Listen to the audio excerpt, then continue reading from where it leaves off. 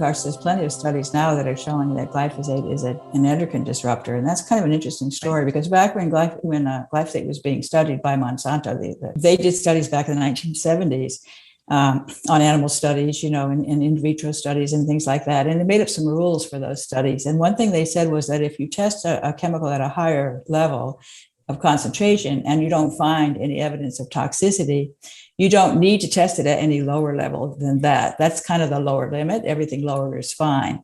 That was an important rule. They said another rule was if you test an animal for 3 months, you expose it to glyphosate for 3 months, and you don't see any obvious problems, then that's fine. You don't have to look 4 months. Well, it turns out endocrine disruptors have this famous property that they're much toxic at very low levels than they are at higher levels.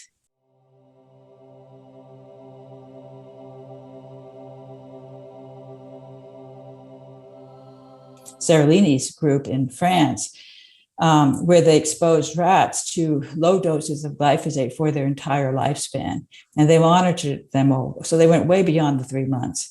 Okay. And then it was low dose. It was way below the minimum that they thought was problematic. It was actually below regulatory limits. So very reasonable, expected, environmental situations with this exposure. And by 3 months, the rats all looked fine. You really couldn't tell the difference between the exposed ones and the unexposed ones. By 4 months, they started to show problems. And by the end of their lifespan, they had lots of problems. The females had massive mammary tumors. The males had obvious kidney and liver damage. Both genders had various issues with the reproductive system, and they had early death.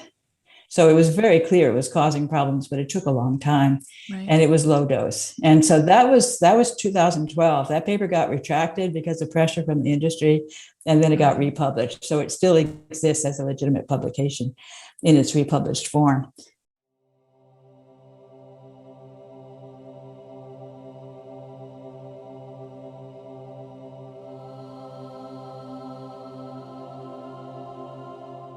And that opened eyes. And I think since then, and especially in the last few years, there have been many papers coming out showing glyphosate toxicity at very low levels. It's really been quite a watershed moment because it's taken that.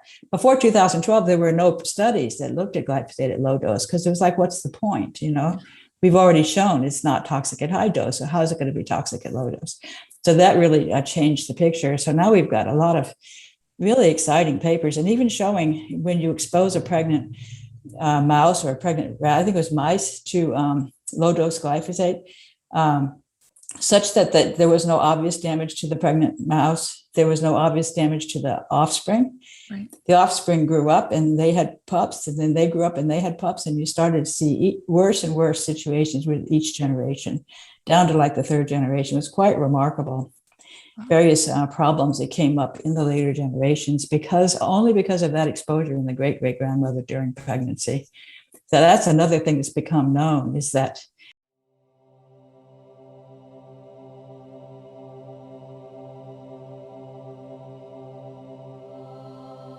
and they know how to do these studies now. They know exactly which window, during the pregnancy to expose them, to catch that moment when it's going to really disrupt the germline, because the female embryo makes her own future generation eggs very early, before she even has a brain. It's quite interesting.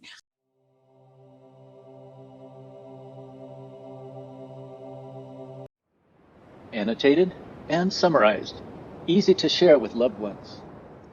The description below the title for this video has these summary points.